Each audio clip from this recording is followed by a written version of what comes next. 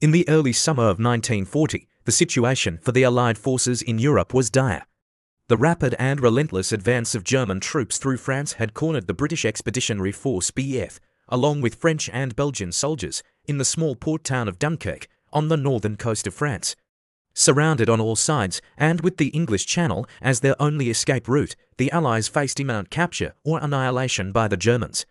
The British government, led by Prime Minister Winston Churchill, recognised the gravity of the situation and launched Operation Dynamo, a bold and desperate plan to evacuate as many soldiers as possible back to Britain. Operation Dynamo, orchestrated by Vice Admiral Bertram Ramsay from a naval base in Dover, began on May 26, 1940. The operation faced immediate challenges.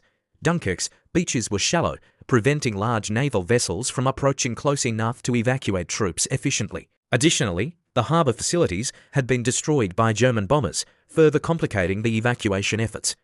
To overcome these obstacles, the British Navy assembled a diverse fleet of over 800 vessels, including destroyers, minesweepers, and an armada of civilian boats ranging from fishing trawlers and yachts to lifeboats and pleasure craft collectively known as the Little Ships. The evacuation was perilous.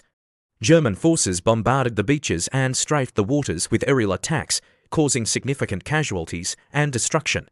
Despite these dangers, the morale and discipline of the trapped soldiers remained remarkably high.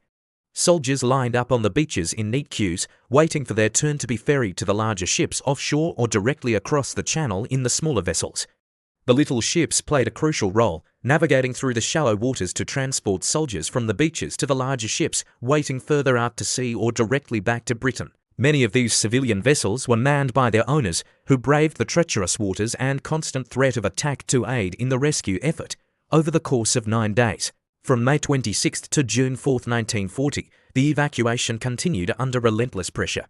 Despite the harrowing conditions and significant losses, the operation exceeded all expectations.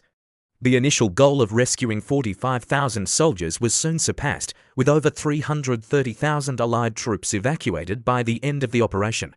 The success of the evacuation was attributed to the extraordinary efforts of the Royal Navy, the bravery of the civilian sailors, the resilience of the soldiers, and a fortuitous pause by the German forces, which allowed the Allies to strengthen their defensive perimeter around Dunkirk. The Dunkirk evacuation, though a retreat, was celebrated as a remarkable feat of endurance and solidarity. It marked a turning point in the war, bolstering British morale and demonstrating the nation's resolve.